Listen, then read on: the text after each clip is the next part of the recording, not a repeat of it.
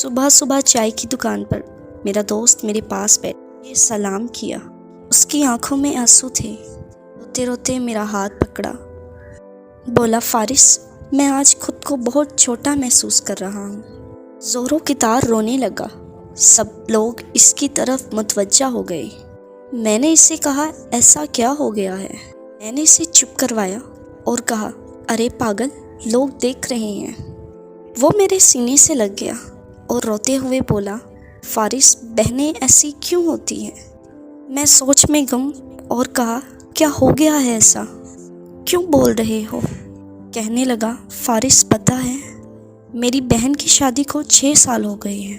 میں کبھی اس کے گھر نہیں گیا، عید شب عید کبھی بھی نہیں۔ امی ابو جاتے ہیں مگر میں کبھی نہیں گیا۔ میری بیوی ایک دن مجھے کہنے لگی، آپ کی بہن جب بھی آتی ہے ساتھ اپنے بچوں کو بھی لے آتی ہے۔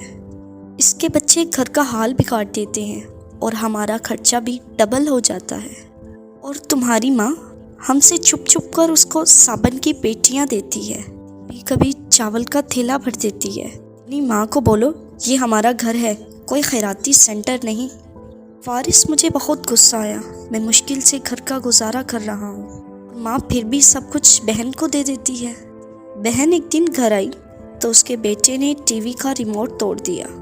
میں غصے سے ماں سے کہہ رہا تھا، ماں اسے بولو صرف عید پر یہاں آیا کرے، اور ہاں، آپ یہ جو صابن، سرف اور چاول کے تھیلے بھر کر دیتی ہیں نا، ان سب کو بھی بند کریں۔ ماں چپ رہی، لیکن بہن نے یہ ساری باتیں سن لی۔ میری بہن کچھ نہ بولی۔ 4 بج رہے تھے۔ اپنے بچوں کو تیار کیا اور مجھے کہنے لگی، بھائی مجھے بس سٹاپ تک چھوڑ آئے۔ میں نے جھوٹے منہ کہا، رہ لیتی کچھ اور دن۔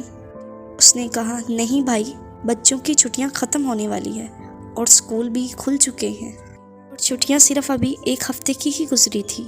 اور پھر جب زمین کا بٹوارا ہو رہا تھا، میں نے صاف انکار کیا کہ میں بہنوں کو کچھ نہیں دوں گا۔ بہن سامنے بیٹھی تھی، وہ خاموش رہی۔ ماں نے کہا، بیٹی کا بھی حق ہوتا ہے، لیکن میں نے گالی دے کر غصے میں کہا، میں ہرگز نہیں دوں گا، جو کرنا ہے وہ کر لو۔ میری بیوی بھی بہن کو برا بھلا کہنے لگی، مگر وہ بیچاری خاموش بیٹھی رہی۔ کورونا کے دن ہے فارس، اور میرا کوئی کام کاج نہیں۔ میرے بڑے بیٹے کو ٹی وی ہو گئی، پاس اس کا علاج کروانے کے لیے بھی پیسے نہیں۔ میں بہت پریشان تھا۔ میں نے قرض بھی لے لیا تھا 1,00,000 2 لاکھ۔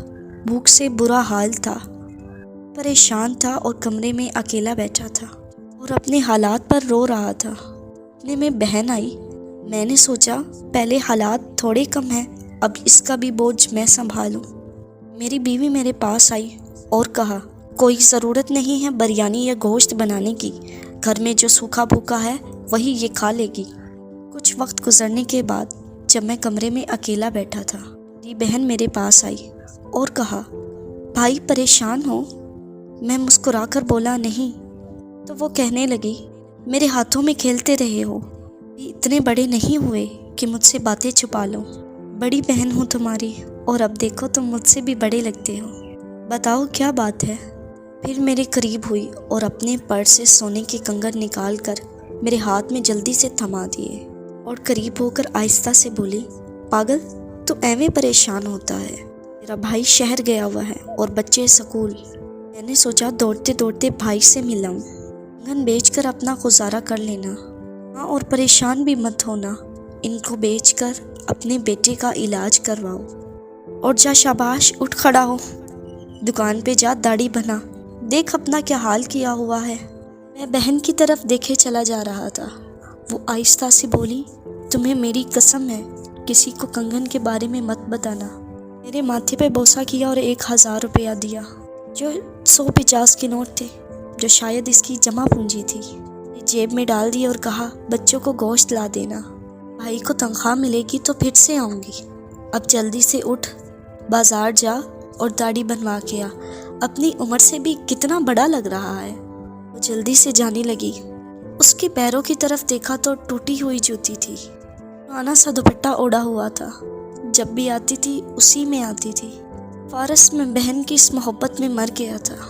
بھائی کتنے مطلب پرست ہوتے ہیں، پل بھر میں بہن کو بے غنا کر دیتے ہیں۔ شادی کر جانے کے بعد یہ سمجھتے ہیں اس کا ہمارے گھر پر کوئی حق نہیں۔ فارس، یہ بہنیں کیسی ہوتی ہیں؟ اپنے گھر میں ہزاروں دکھ سہ رہی ہوتی ہیں، پھر بھی بھائیوں کو مسکرا کر ملتی ہیں۔ پیارے دوستوں، کچھ لمحے بہنوں کے پاس بیٹھ جایا کریں۔ لمحے کیا پتہ وہ آپ کی وجہ سے مسکرا دے اور ان کا وہ مسکرانا آپ کا ذریعہ بن جائے۔ شاید کچھ لمحوں کے لیے ان کے چہرے پر مسکراہٹ آ جائے۔